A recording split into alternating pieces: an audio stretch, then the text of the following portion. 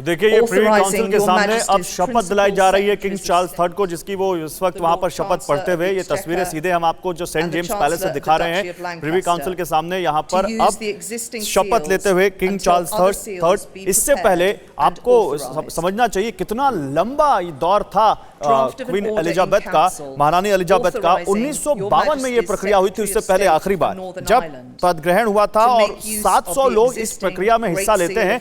लेकिन इस बार इस समारोह को थोड़ा छोटा रखा गया है, कम लोग शामिल हुए हैं, और उस बार भी 200 लोगों ने हिस्सा लिया था।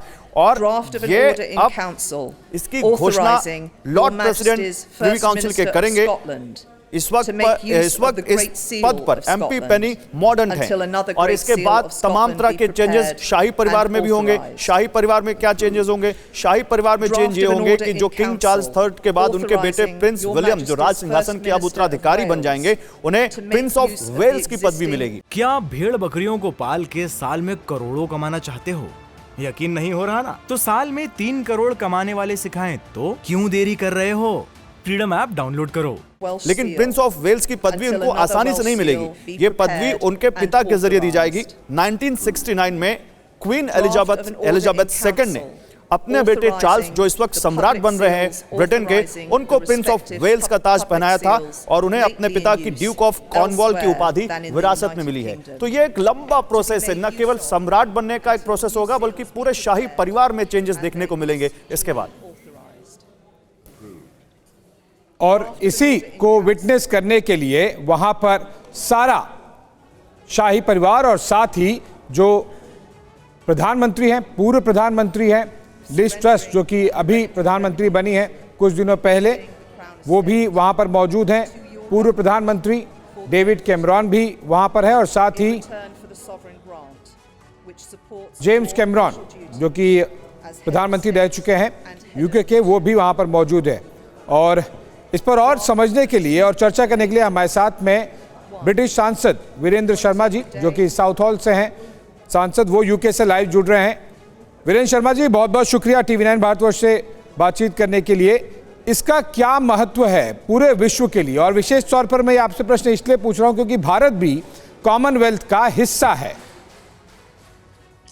बिल्कुल, जो आज किंग बन रहा है, किंग चार्ल्स जी III, वो वर्ल्ड के लिए इम्पोर्टेंट है, क्योंकि वो ब्रिटेन का हेड है, प्राइम मिनिस्टर जो यहाँ पर पार्लियामेंट्री है, लेकिन फिर भी अभी भी क्वीन और किंग को हेड ऑफ द स्टेट मानते हैं। दूसरे जो मुल्क हैं वो भी मानते हैं, जैसे ऑस्ट्रेलिया, कनाडा, न्यूजीलैंड।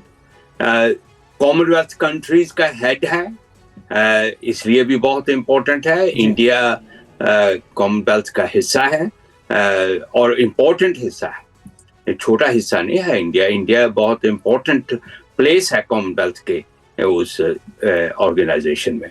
तो इसके लिए ये आज का जो प्रिंस चार्ल्स, किंग चार्ल्स बनना दुनिया के लिए और ब्रिटेन के लिए बहुत इंपॉर्टेंट है। वीरेंद्र शर्मा जी, एक बात ये बताइए, ब्रिटेन में क्या बदलाव आएगा? क्योंकि महारानी एलिजाबेथ के बारे में बताया गया कि उन्होंने एक बड़ा लंबा दौर उन्होंने शासन किया, और उनके शासन में ब्रिटेन में बहुत कुछ बदलाव हुए, खासतौर पर ब्रेक्जिट भी हुआ जब ब्रिटेन यूरोप से अलग हुआ।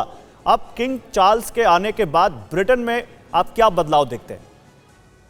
देखिए, जो एडमिनिस्ट्रेटिव जब पॉलिटिकल चेंजेस आती हैं, उसमें रॉयल फैमिली का या किंग और क्वीन का कोई महत्व रोल नहीं होता। ये पार्लियामेंट्री सिस्टम है, उसमें जो लोग फैसला करते हैं वही, जहाँ का जो रूलर है या किंग है वो उस पर रबर स्टैंप करता है जो पार्लियामेंट का फैसला हो जाए। इसलिए वो तब्दीली क्या आती है, उसमें इसका बहुत बड़ा इंटरफेरेंस नहीं होगी या इन्वॉल्वमेंट नहीं होगी। लेकिन ठीक है, कुछ बातें ऐसी हैं, जैसे पहले queen 70 years as a head of the state रहे, लेकिन साथ में ये भी एक एडवांटेज है कि किंग चार्ल्स भी साथ में उसकी पैदाइश के बाद क्वीन के साथ ही रहा है, और बहुत ही इम्पोर्टेंट पोजीशंस में, जैसे अभी आपने बोला कि प्रिंस ऑफ वेल्स या दूसरी जो भी उपाधियां हैं वो इनको मिलती रही हैं और ये बहुत नजदीक से ऑब्जर्व करते रहे हैं कि क्वीन कैसे काम करती है, क्वीन की क्या कमिटमेंट है।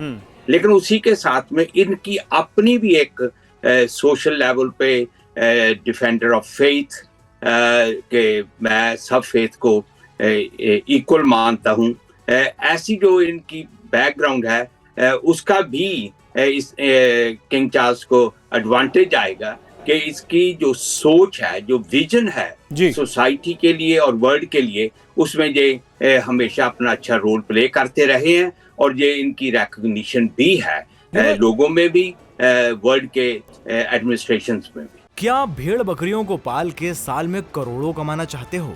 यकीन नहीं हो रहा ना? तो साल में 3 करोड़ कमाने वाले सिखाएं तो क्यों देरी कर रहे हो? फ्रीडम ऐप डाउनलोड करो।